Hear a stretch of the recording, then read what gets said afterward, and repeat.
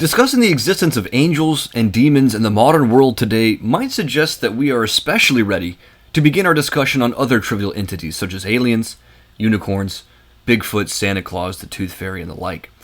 And I think there's a way in which I can certainly sympathize with those sorts of individuals who approach this subject with a kind of smug sort of suspicion, precisely because treachery, mythology, and conspiracies are often smelt afoot. But I think that is precisely why it is all the more necessary to treat this subject with some philosophical and theological care, much in the same way that the Roman poet Juvenal encouraged writers to not put down their pens. He writes, "It is a mistaken kindness to refrain from writing, especially when there are hordes of poets on every street corner." Now, there are Hollywood movies and even common average Christian laity who are all appropriating a theology of demons strictly to the area of personal experience. The sole determiner, of course, tends to be the emotional experience that one has, followed by some confrontation with an image of an angelic entity, demonic force, evil presence, or whatever language is used to describe it. Now, there are many circumstances which prompt these kinds of experiences. Sometimes they can either be from a dream or memory from one's childhood.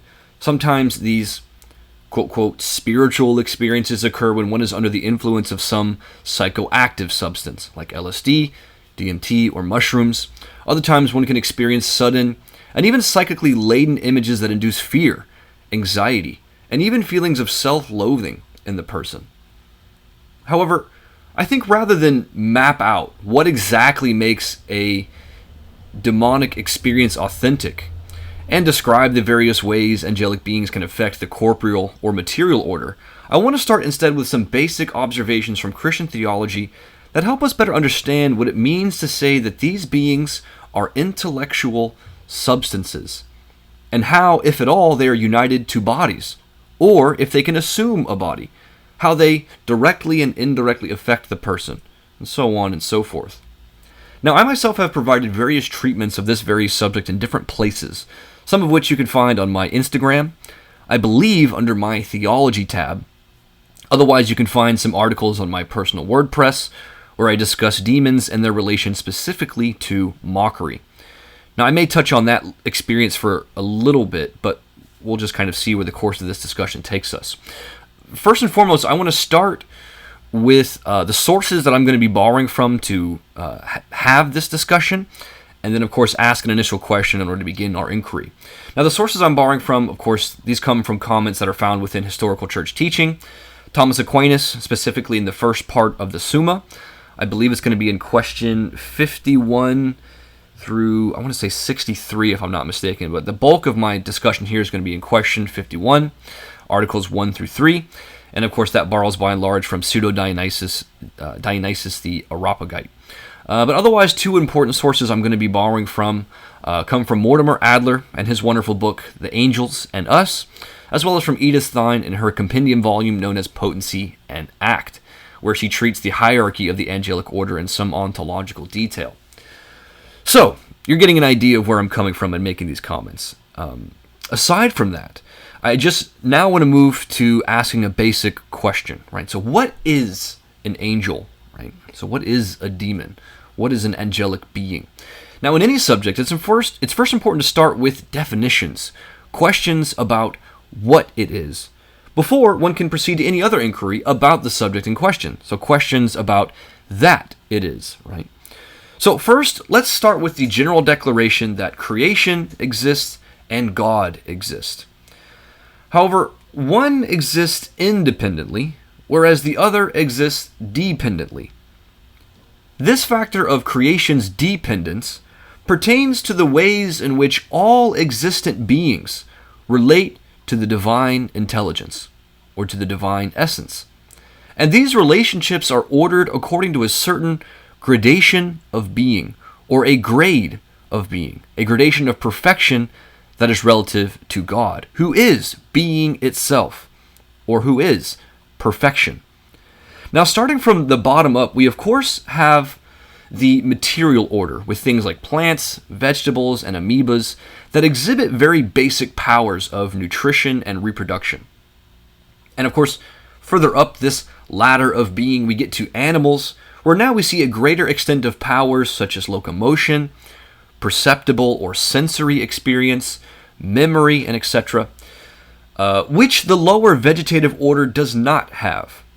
And now moving further up the ladder, we get to human beings who exhibit different powers from that of the animal, specifically two, which are unique to man: his intellect and his will. In other words, man shares with the rest of the material order all the powers just mentioned: locomotion, perceptible experience, memory, digestion, reproduction, and etc., except for two: intellection and volition. Now, these two powers of the soul, as Aristotle called them, they're unique to man by way of his being created in the image of God. Hence, once we arrive at the being of man in our ladder of being, in our gradation of being, we have now then arrived at the existence of created intellectual substances. Now, of these created intellectual substances, there are two classes: human beings and angelic beings. The reason why I say created intellectual substance is to contrast these two classes from God, who is an uncreated intellectual substance. Hence, so far we have seen a gradation of being which organizes the spiritual or intellectual order as separate or distinct from the material or corporeal order. And so, in referring to our initial question, what is an angelic being? How exactly are angels to be squared within this grand scheme? Well, it's already been mentioned that man and angels are a part of the created spiritual order. But an important difference between man and angels is that man resides in the material order, while angels reside strictly in the spiritual order. So, I had mentioned that an important difference between man and angels is that man resides in the material order, whereas angels reside strictly in the spiritual order. Now, this means that by their nature, angels do not have material bodies or material configurations, but instead they are objects of what has been called pure spirit, which means that they are entities of pure intellect and pure will. Now, by pure, I don't mean anything in the way, speaking about them morally. By pure, I just mean that angels don't naturally or essentially have bodies united to them. They are pure spirit. Now, this isn't to say that angels cannot assume bodies, only that they are united by nature to, only that they are not united by nature to a physical body, and hence they can do so only accidentally. So, for example, just in the way that possessing wings is not the essence of an animal, and therefore not every animal universally possesses them, so too do angels not possess the nature or essence of possessing a material body, but can nonetheless be accidentally assumed with it. However, angels assume bodies not for themselves, but on our account. As Aquinas writes in Question 51, Article 2, that by conversing familiarly with men they may give evidence of that intellectual companionship which men expect to have with them in the life to come. Now, because man is limited by his material capacities, Aquinas suggests that an intellectual substance which is not united to a body is greater than an intellectual substance which is. Why is that? Because Aquinas says that we human beings exist imperfectly, being bogged down by sense experience or sense particulars due to our finite, corporeal nature. And in this regard, we exist potentially in the genus of intellectual substances, which means that we lack the fullness of knowledge within our own nature. Hence, we acquire knowledge from sensible things through the bodily senses, whereas angels do not. And so this leads us into the doctrine of infused ideas that is so ardently discussed among philosophers. So, for example, let's ask this question. Since it is the case that angelic beings are immaterial and have no material bodies, how can we tell them apart from one another? Or that is, how are they individuated? Now, the long story short answer to that question is that gradations within the angelic order have to do with the kinds of ideas that they have, and hence not all angels have the same ideas. But what does it mean to say that an angel has an idea? What exactly is going on there? Well, we have to keep in mind that in order for us to have knowledge of some idea, so referring to humans now, our human nature dictates that we must abstract from sensible experience the intelligible data of what is to be known. Angels, in contrast, don't have to perform such a process of abstraction because they have a more perfect, immediate, or if you like, infused knowledge of divine ideas, whereas we human beings have an imperfect, mediated knowledge of divine ideas, what we refer to as faith. Now, just to kind of speedily run through this discussion, I kind of want to elaborate on some caveats now within our theology of demons that I only mentioned briefly in a recent video. Now, first is something of a principle from St. John of the Cross, who reminds us that spiritual beings, or spiritual reality in general, is not confined, reducible to, or transliterable to material reality. So that is, the immateriality of spiritual reality suggests that angelic beings or intellectual substances don't have shapes, colors, sizes, or etc. These instead are images which are utilized by angels in order to communicate intelligibly with man. And so in that regard of communication, could then angels be said to speak? Well, properly speaking, says Aquinas, the angels do not talk through their assumed bodies. Yet there is a semblance of speech insofar as they fashion sounds in the air akin to human voices.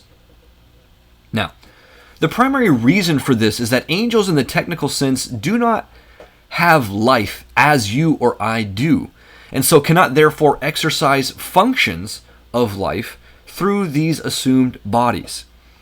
Now, in the sense that angels only assume bodies which are accidental to their nature, this means that they're not able to take on the substantial qualities of what has been assumed. Hence why Aquinas says they can't eat, they can't speak, or do the usual functions of an existent human life. To finish with a quote from Aquinas on that point, he says, "Through their assumed bodies they appear to be living men, although they are really not. For the bodies are assumed merely for this purpose, that the spiritual properties and works of the angels may be manifested by the properties of man and of his works. This could not so fittingly be done if they were to assume true men, because the properties of such men would lead us to men and not to angels." Hence, now we might finish with a sort of childlike question that looks to the angels and curiously asks, why did God create them in the first place? Now, many answers have been offered on this point, but two in particular stand out to me. Now, the first comes from Aquinas, where he suggests that the angelic order, and especially the knowledge provided by God of their existence, was to instill a sense of wonder and adoration within man, to marvel at the work God has done in creation, and foster awe within man's being and man's experience of the world. Now, the second answer from Mortimer Adler was to really ask a kind of rhetorical question in turn. That is, why isn't there, after all, just an empty, infinitesimal gap between human beings and God? Now, the angels, so says Adler, were created so as to supply an appropriate ontological gap between God and man. Perhaps in a phrase, it was so as to not leave an abyss of metaphysical silence between ourselves and the infinite. Now, of course, however satisfactory or unsatisfactory those answers may be, there is certainly a sense of wonder and astonishment that comes with our search and understanding of the existence of such creatures. And hence why I think we should take a pause, a moment of silence to approach these kind of subjects, rather than to entreat them so quickly with our opinions and with our experiences and our speech and any clever or witty things we might have to say about such a subject.